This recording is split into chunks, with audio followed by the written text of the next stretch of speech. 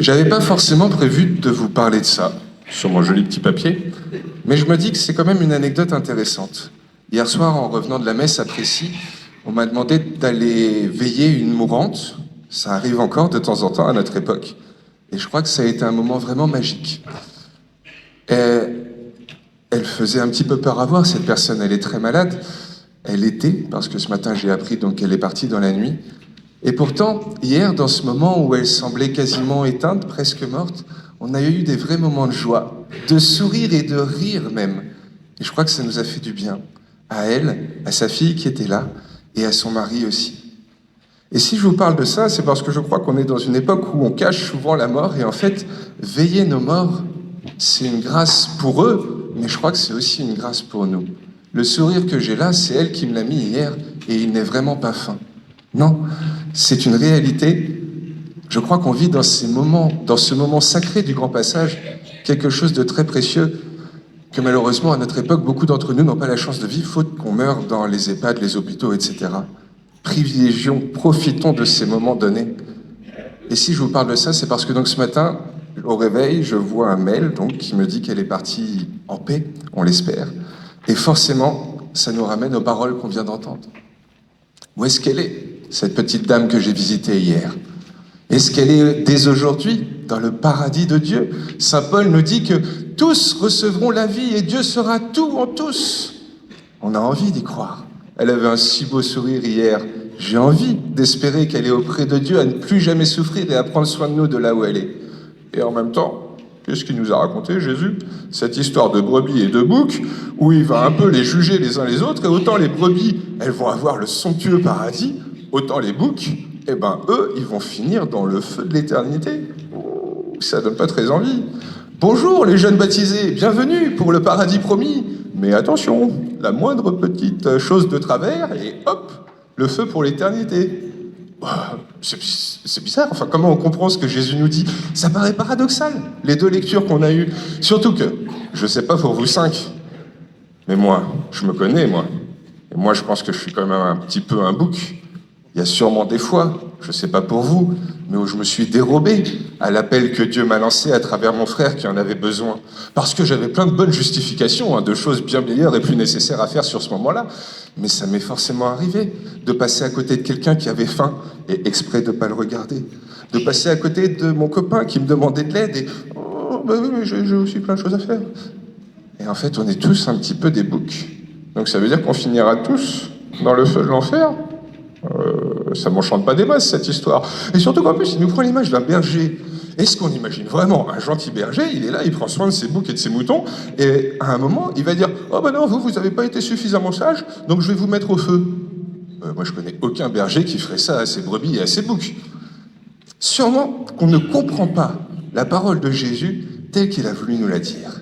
Et je pense que notre erreur, elle vient d'une confusion de deux choses. On confond souvent la justice qu'on pratique nous, la justice des hommes avec la justice de Dieu. Et l'autre truc, c'est qu'on confond aussi souvent ce que Dieu nous offre de chance et d'opportunités, et on croit que c'est des ordres, des obligations, voire même des menaces. Mais non! Qu'est-ce qui nous est dit dans ce texte? On va être jugé par Jésus qui revient dans la gloire. Jésus, les amis, c'est votre meilleur ami. La gloire de Dieu, c'est l'amour avec un grand A. Vous allez être jugé par l'amour. Qu'est-ce que ça fait l'amour? Est-ce que l'amour, ça vérifie si vous avez tout bien fait, et puis ça sanctionne, et puis ça condamne, et puis ça punit? C'est pas ça l'amour. L'amour, ça aime. L'amour, ça donne d'aimer et d'être aimé.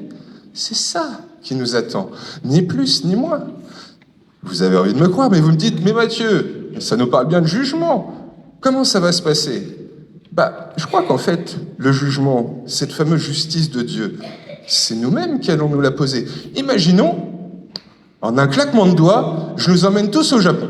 Là, comme ça. J'ai quelques pouvoirs magiques, je vous les montrerai à l'occasion. Je ne sais pas si beaucoup d'entre nous sont familiers avec cette culture, et encore moins avec cette langue si particulière. Imaginons donc, on arrive là-bas. On commence à vivre et tout, un petit peu perdu dans cet univers qu'on ne connaît pas. Il y a sûrement plein de choses qui sont bonnes pour nous, mais on va passer à côté, parce qu'on n'est pas capable de les comprendre. Et il va nous falloir sûrement un petit temps d'adaptation pour apprivoiser la langue, la culture, les façons de faire. Il me semble que c'est exactement ça dont il est question avec Dieu. Avec Dieu, après la mort, on arrive au paradis. Seulement au paradis, les amis, on ne parle pas français. Au paradis, on parle le langage de Dieu. Et le langage de Dieu, c'est quoi? C'est le langage de l'amour.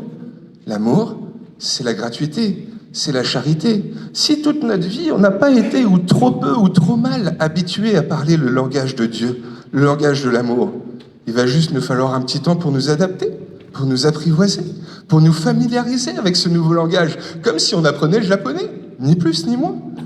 Et Dieu, aujourd'hui, nous donne un petit conseil pour justement permettre que ce temps d'adaptation il soit d'autant moins long, parce qu'il nous dit, les amis, vous pouvez vous entraîner à mon langage dès aujourd'hui.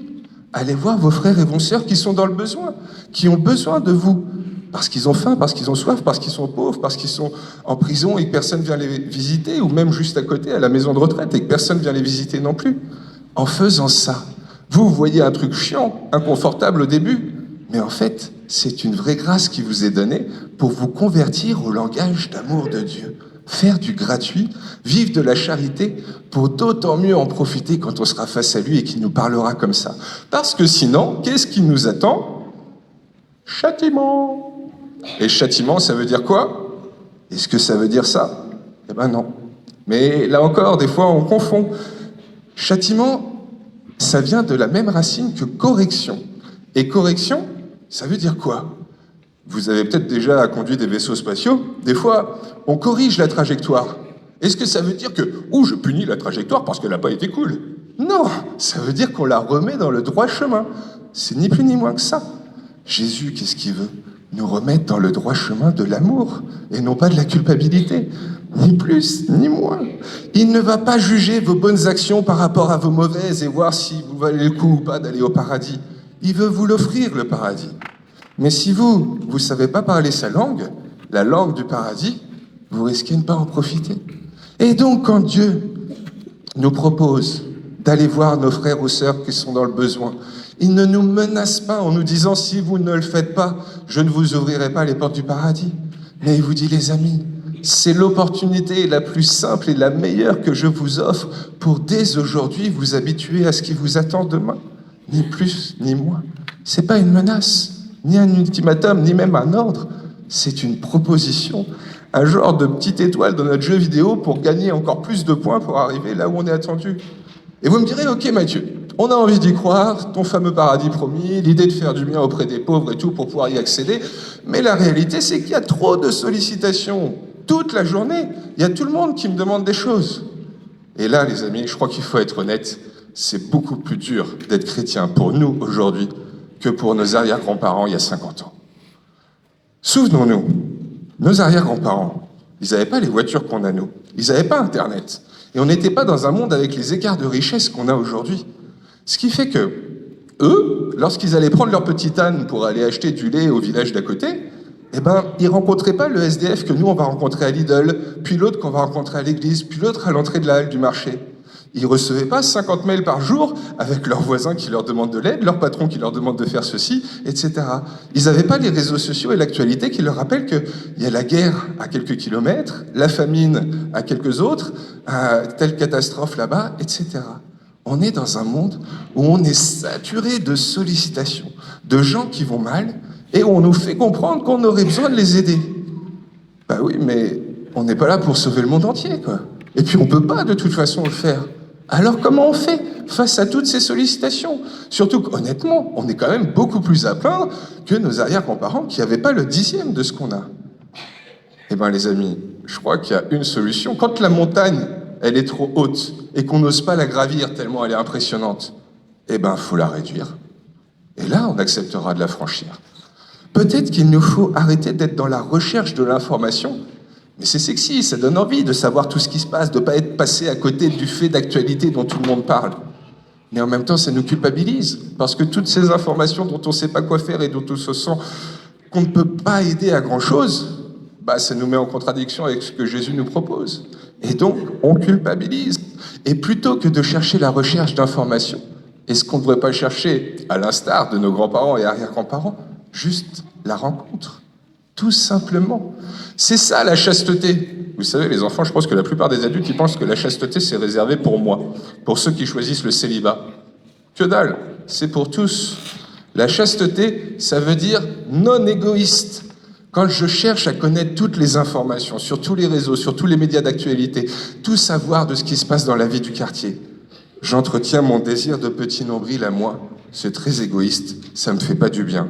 Mettre le nez dans mon écran, je crois que c'est culpabilisant, ni plus ni moins, si on ne sait pas y mettre un petit peu de mesure. Alors qu'au contraire, si je sais me tourner vers le frère et la sœur, là je rencontre quelque chose de vrai, et là c'est eux qui sont les sujets, et plus moi. Je m'écarte, mais en gros les enfants peut-être retenaient juste ça. Oui, notre monde va mal, il allait déjà mal il y a 50 ans, mais Dieu nous promet le meilleur derrière. Il ne jugera pas ce que vous avez fait de bien ou de mal, il vous propose juste, en essayant d'aider ceux qui en ont besoin aujourd'hui, de petit à petit vous préparer à ce fameux paradis promis. Et sûrement que pour moins culpabiliser face à notre monde qui va mal, une des meilleures solutions, c'est juste de réduire un peu toutes ces informations qui viennent sur nous. Le week-end dernier, je finirai par là, on est allé en retraite. On a pris 2 jours avec une vingtaine de la paroisse pour aller en monastère. Juste pendant 2 jours, on a recoupé nos téléphones. Des mails, de toutes ces sollicitations qu'on a, de l'actualité qui va mal, etc. Tout le monde est ressorti de ce week-end avec un sourire d'une oreille à l'autre, sur un petit nuage de grâce. Il y avait moins de sollicitations. On pouvait donc plus facilement répondre aux besoins de nos frères et de nos sœurs qui nous signifiaient qu'ils en ont besoin. Peut-être que c'est là la solution, tout simplement. Et bien aujourd'hui, on fête Jésus, le roi de l'univers, le roi, le Rex, Reggere, c'est celui qui dirige, qui nous oriente dans le bon sens. Demandons donc au Seigneur Jésus qu'il nous guide vers cette chasteté, cette sobriété de l'information, de la sollicitation, qu'on se laisse moins disperser, qu'on puisse ainsi mieux répondre à nos frères et sœurs qui sont dans la difficulté. Qu'ainsi en nous, petit à petit, on se convertisse à ce langage qui nous attend après. Et comme ça, les amis, on sera pleinement et le plus aisément possible sûr de profiter de tout ce qu'il veut nous partager.